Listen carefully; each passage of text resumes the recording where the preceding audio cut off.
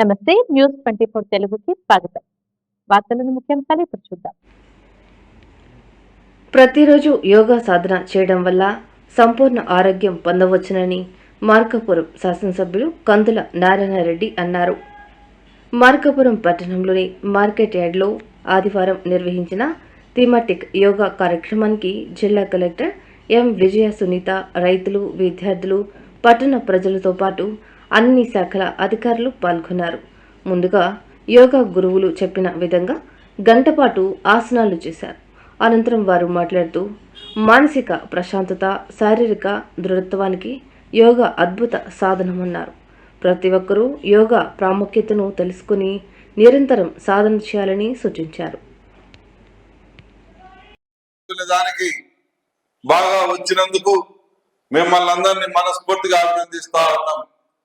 ఈ యోగాంధ్ర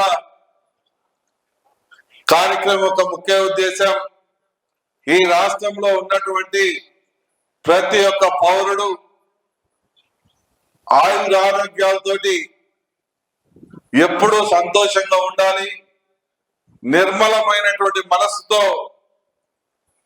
జీవించాలి అని మన ప్రియతమ ముఖ్యమంత్రి గారు ఈ కార్యక్రమానికి రూపకర్త అయి ఈరోజు యావత్ రాష్ట్రం అంతా కూడా ఈ యోగాను నేర్పించేదానికి ఆయన కంకణం కట్టుకున్నారు.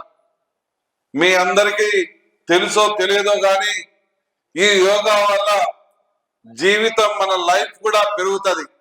60 సంవత్సరాలు బతికేటువంటి వాడు 80 సంవత్సరాలు బతుకుతారు. 80 సంవత్సరాలు బతికేటువంటి వాడు 100 సంవత్సరాలు బతుకుతాడు.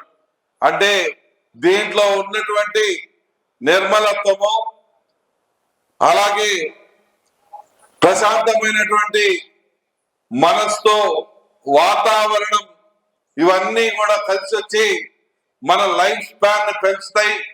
కాబట్టి ప్రతి ఒక్కరు ఈ యోగా ద్వారా మీ మనసును నిశ్చలంగా ఉంచుకోండి.